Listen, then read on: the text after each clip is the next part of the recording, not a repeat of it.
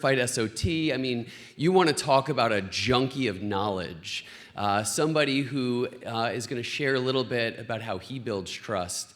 Please welcome Dr. Bryant Harris.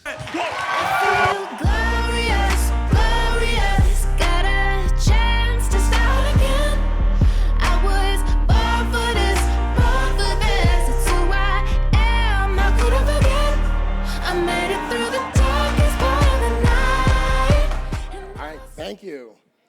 So, do I want to go in? Do I not want to go in? Do I want to go in? Do I not want to go in? That was a story that was playing through my head when I was sitting in my car. But then I had two voices in my head that were telling me that I needed to go in. That was my brother. He passed away the week I graduated from chiropractic school. He was my biggest supporter. He loved his Dr. Boo-Boo. That was me. The next was my mother. She passed away several weeks before that when I was sitting in my car waiting to go in to a networking event not too far from here in Potomac, Maryland. So, I was nervous, fresh out of school, all right? Sitting in front of this restaurant wondering whether or not I should go in. People are going in, all these things. All right, man up. These two people really wanted to be a chiropractor. Let's go. So that's what I did. I went in. Then, see the registration desk, get my little name card, put it on. I was like, all right, high top tables everywhere. People, where's the bar? Okay, I need vodka. Where's the vodka? So I went and go and grabbed a drink, and I was like, okay, who can I talk to? All right, who's gonna be open enough to talk to me? So I walk around and look, and I see these two gentlemen. I'm like, all right, perfect. You know, that open triangle where you can get in, they're not closed off, you know, like, all right, good, I can come and talk to you. So I go over there and, you know, try to meander in, you know, stand there. And they introduce themselves to me, and I introduce myself to them. It's Dr. Harris. And then one of them says, is your first name Doctor? Oh. So, have you ever been in a situation where you feel that someone doesn't trust you? All right? So, with that being said, you might be asking who I am. Better yet, I want to ask you, what do you see? For most people, when they see me, they see a black man. And that's what I am. I'm a very large black man. But what people cannot see is that I am a trained perinatal and pediatric chiropractor through the ICPA, amongst a myriad of other things that Ian slewed off. I'm a knowledge junkie. But you might be asking yourself why being a black man is relevant to trust, but it's an important role in me becoming a patient's trusted advisor. So I want to ask you, are you your patient's trusted advisor? But how about we start here? What does it mean to be a trusted advisor? So let's think about this. You garner trust by having credibility. Okay, got it. Credibility, cool. But in order to get credibility, you must get results. Oh, okay, got it. So credibility plus results equals trust. But wait.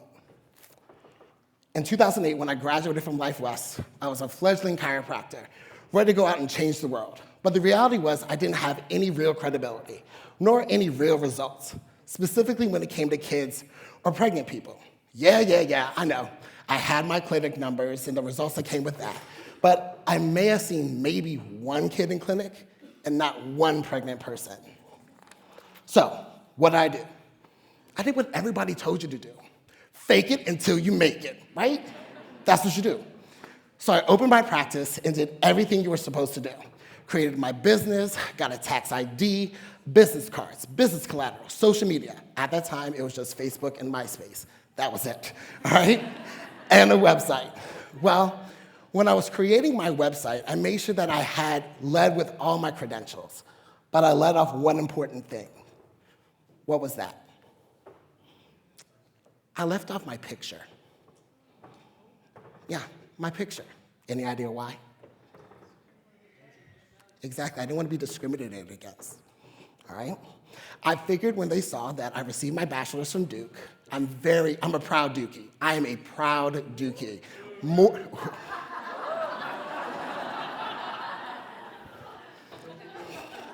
More people actually comment on the fact that I went to Duke than I am actually a chiropractor, right? I graduated from Life West with honors. I was certified in the Webster technique, and that would give me some credibility that they would trust to know I knew what I was doing. Well, that worked until it didn't. I'll never forget the first time that someone walked into my office. I introduced myself as a doctor. They handed back the paperwork and said they didn't think I could help them. Broke my soul just a little bit. Alexa, play Beyonce's Break My Soul.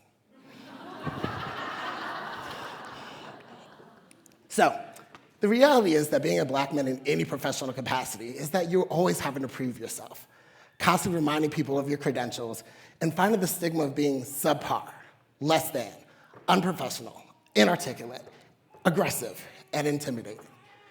When I was growing up, my father used to tell me, you're gonna have to work twice as hard to get half as much. All right, that's extremely frustrating, extremely frustrating. So anyways, so here I am, a black man who wanted to work with kids and pregnant people. Mind you, I had no interest in working with pregnant people. I just wanted to see kids. And yet I was still struggling on trying to figure out how does one garner their trust, all while combating the fact that black men are often feared or fetishized by women. And many times, I'm the first black person that a lot of my patients' kids actually meet. To many of them, they just think I look a little bit different, which causes them to be taken aback and pause. So, for conceptual clarity, let's define what trust actually means. Trust is a concept involving both confidence and reliance. To trust someone is to become vulnerable and dependent on that other person's intentions and motivations. Important trust relationships in healthcare are between the patients, family members, the public, and providers. Health professionals have 3 obligations for being trustworthy. You need to be acting consistently for the good of the patient, having high levels of judgment and skill competence, and fulfilling special roles such as fiduciary ones. Got it. So I gotta be 1, consistently acting in the good of the patient, 2, having high levels of judgment and skill competence, and 3, fulfilling special roles such as fiduciary one.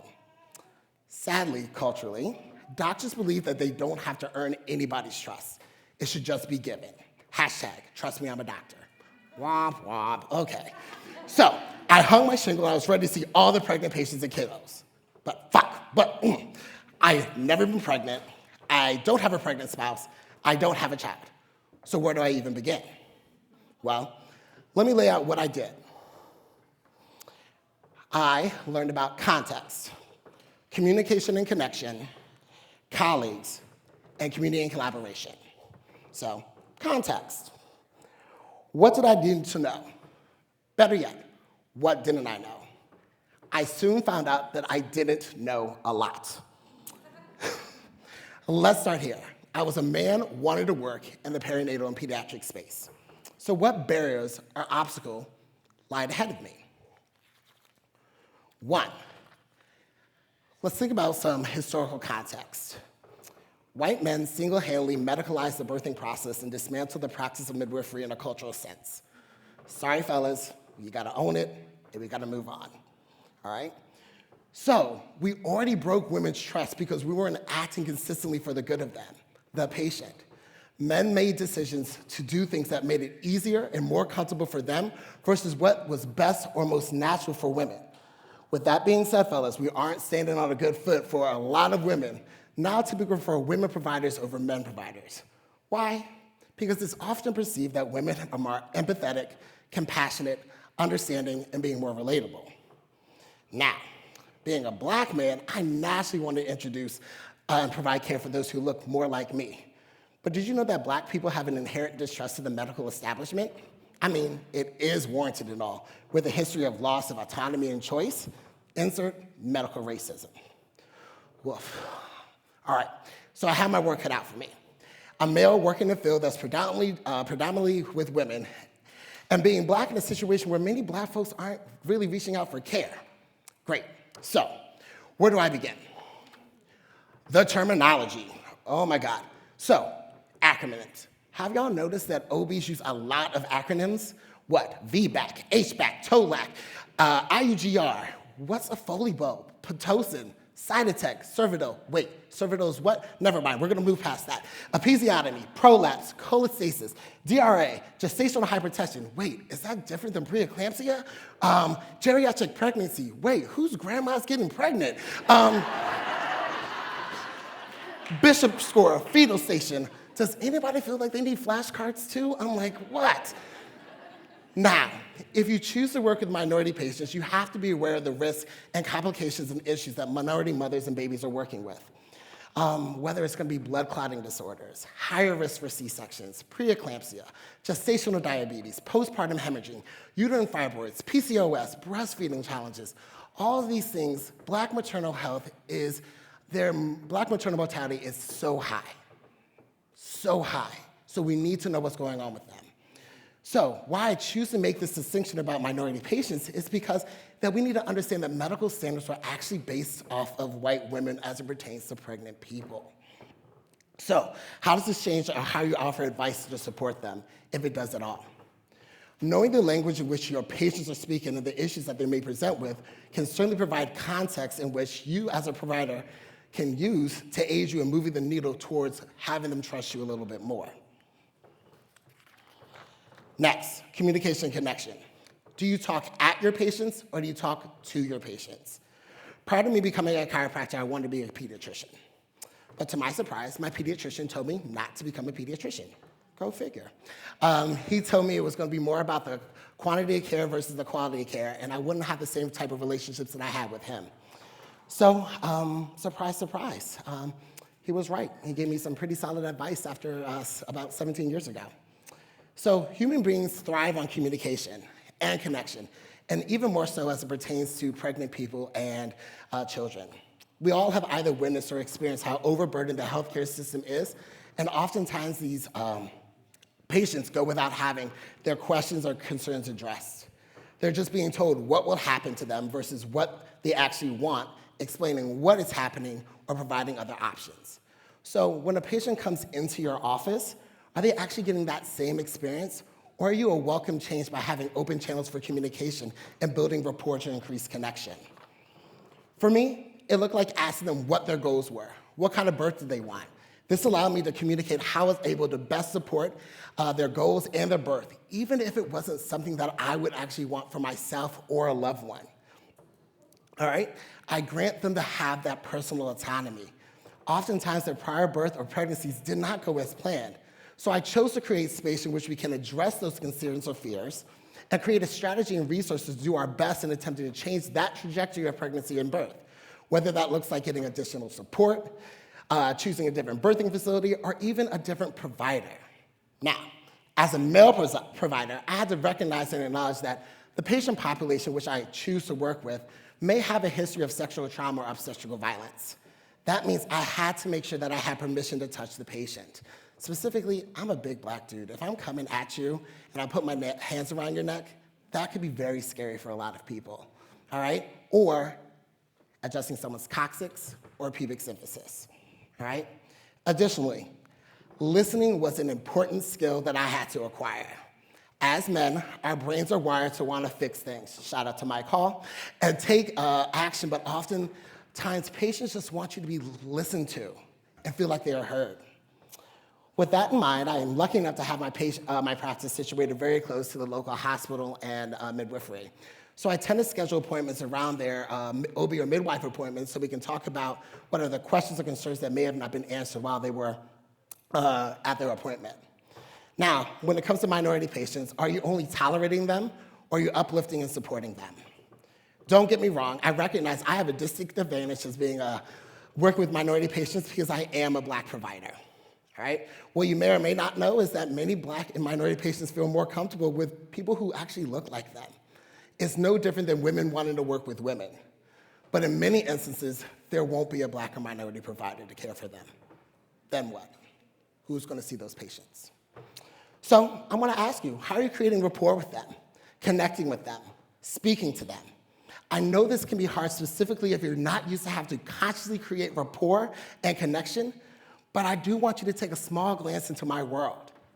I do this daily. As you can see, I'm the only black male in this room, all right? So in actuality, I've been doing it all weekend, all right? More often than not, people come to my office that don't look like me, yet I do what is necessary to create that connection and rapport. Fortunately, it actually comes really easy for me because people apparently like my personality. Whatever. And for your minority patients, they're trying their best too. Have you ever noticed that minority patients rarely ever go by their legal name in your office? They always try to give you a Eurocentric nickname to go by to make it easier for you to actually connect with them, all right? That's their way. What, if any, preconceived notions or unconscious biases do you have about them? Don't beat yourself up if you do have them. We all do. It's about recognizing that you do have them and being open to changing them. Next, have you ever stepped back and looked at what your office subconsciously is actually communicating? Who comprises your staff? What does your marketing materials look out? Shout out to the ICPA, love this, love it. Your website, your handouts, your posters, is it representative of the populations that you actually want to be seeing? What books, dolls, and toys do you have in the office? When you speak with minority patients, are you being authentic and genuine, or do you feel like you have to be the doctor, all right?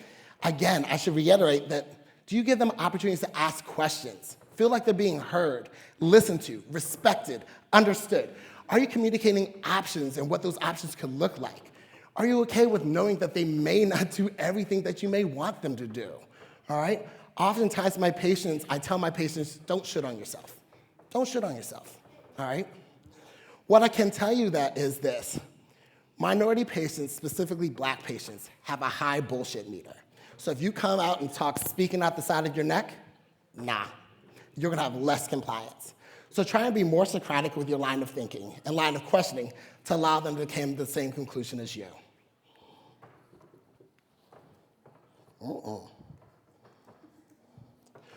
Next, as Caleb was talking about, colleagues, are you familiar with the providers in your area? The OBs, the CPMs, the CNMs, home birth midwives, pediatricians, naturopaths. Do you have a relationship with them? Are those relationships actually favorable, all right? Do they know what you do and how you can assist their patients? Do you know how they operate their practices, such as the timelines in which they actually utilize for routine care? What they will and won't do? Do they support VBACs, VBAC 2Cs, family-centered cesareans? Do they do ECVs, delayed cord clamping, skin to skin, delayed vaccine schedules, all those things? Are you even familiar with the C-section rates at your local hospitals? Why is that important? It's helping build confidence and trust that you know what is going on in your patient's life, and you can provide predictions so they can be better equipped and prepared. Lastly, community and collaboration. Do you know the birth workers in your area? Specifically, do you know the black and brown birth workers in your area? If so, how do you actually partner with them? Y'all, for real, when I started, I had no clue what a doula was, let alone a birth doula, a postpartum doula, a bereavement doula. Why are there so many? What about childbirth education? Lamaze, birth boot camp, Bradley method, hypnobabies, that different than birthing? IBCLC versus a CLC versus a breastfeeding specialist. Who actually deals with bottle feeding? Who performs frenectomies? Lasers versus scalpels. Who knew? Pelvic floor PTs, DRA support. It's important that you know what each of these birth workers actually do so you can make the appropriate referral. So, in conclusion, I want to leave you with this. And that is your patients will see you as your trusted advisor when you embrace context, communication, connection, colleagues, community, and collaboration. So you have to remember, you have to act consistently for the good of the patient. Sometimes it's not about what's easiest or best for you, the provider, it has to be about the patient. 2, have high levels of judgment and skill competence. Take the time to learn the different vernacular, the appropriate techniques and options. Your skills and judgment should not rob your patient of their agency. And lastly, fulfill special roles such as fiduciary one. Sometimes that looks like you're being an encourager, a listening ear, a strategic partner to help the patient achieve the most optimal outcome. I trust that you all can do this. Thank you. I feel glorious. victorious. Got a chance to start again. I was born for this, born for this. It's who I am. How could I forget? I made it through the darkest part of the night. The other day, Dr. Bryant said to me he was really nervous about sharing, and I said, dude, I can listen to you talk about drywall for 30 minutes. Our next speaker is somebody who I met a few years ago, and immediately we started talking about big vision within the profession.